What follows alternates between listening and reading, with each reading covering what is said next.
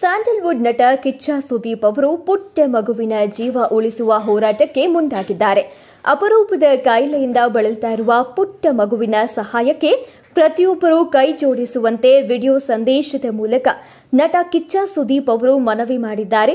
1.5 ವರ್ಷದ ಈ ಮಗು ಸ್ಪೈನಲ್ ಮಸ್ಕ್ಯುಲರ್ ಆಟ್ರೋಫಿಯಿಂದ ಬಳಲ್ತಾ ಇದೆ. ಈ ಚಿಕಿತ್ಸೆಗಾಗಿ 16 ಕೋಟಿ ರೂಪಾಯಿ ವೆಚ್ಚ ತಗಲುತ್ತೆ. ನಾನು ಸಹ ಸಹಾಯ ಮಾಡ್ತೀನಿ ಅಂತ ವಿಡಿಯೋ ಮೂಲಕ ಸುದೀಪ್ ಅವರು ಹೇಳಿದ್ದಾರೆ. 1.5 ವರ್ಷದ ಈ ಕೀರ್ತನ ಅಪರೂಪದ ಬೆನೆಟಿಕಲ್ ಡಿಸಾರ್ಡರ್ಗೆ ತುತ್ತಾಗಿದ್ದಾರೆ.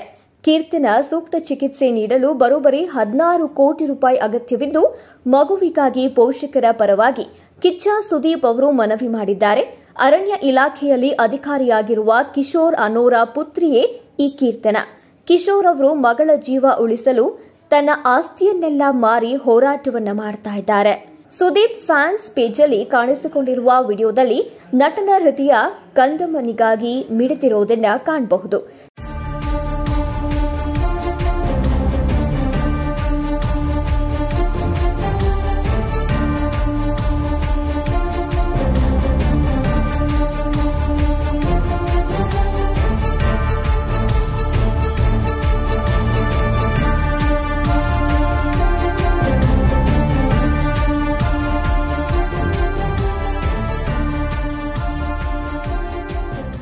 ಈ ವಿಡಿಯೋ ನೋಡ್ತಾರ ಪ್ರತಿಯೊಬ್ಬರಿಗೂ ಈ ಕಿಚ್ಚನಿಂದ ನಮಸ್ತೆ. ವಿಡಿಯೋ ಮಾಡೋದಕ್ಕೆ ಒಂದು ಕಾರಣ ಇದೆ, ಬಹಳ ಮುಖ್ಯವಾದಂತ ಕಾರಣ.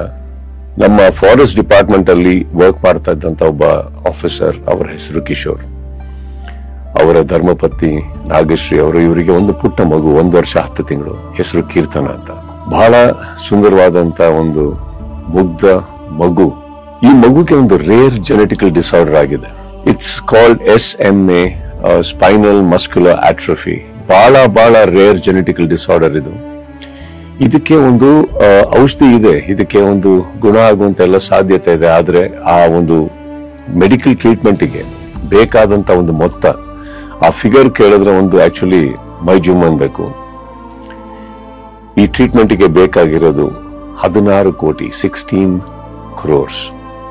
ಬಟ್ ಅವರು ತಂದೆ ತಾಯಿ ಎಲ್ಲದನ್ನು ಬಿಟ್ಟು ಅವರ ಆಸ್ತಿಯನ್ನ ಕೂಡ ಮಾರಿ ಎಲ್ಲ ಮಾಡಿ ಈ ಮಗುನ ಉಳಿಸ್ಕೊಳ್ಳೋ ಪ್ರಯತ್ನದಲ್ಲಿದ್ದಾರೆ. ಸಾಕಷ್ಟು ಜನ ಇದಕ್ಕೆ ಕೈ ಜೋಡಿಸಿದ್ದಾರೆ, ಸಾಕಷ್ಟು ಜನ ಇದಕ್ಕೆ ಸಹಾಯ ಮಾಡೋದಕ್ಕೆ ಮುಂದೆ ಬಂದಿದ್ದಾರೆ. ನನ್ನ ಕೈಲಾಗಿದ್ದು ಕೂಡ ನಾನು ಏನು ಮಾಡಬಲ್ಲೆ ನಾನು ಮಾಡಿದ್ದೀನಿ.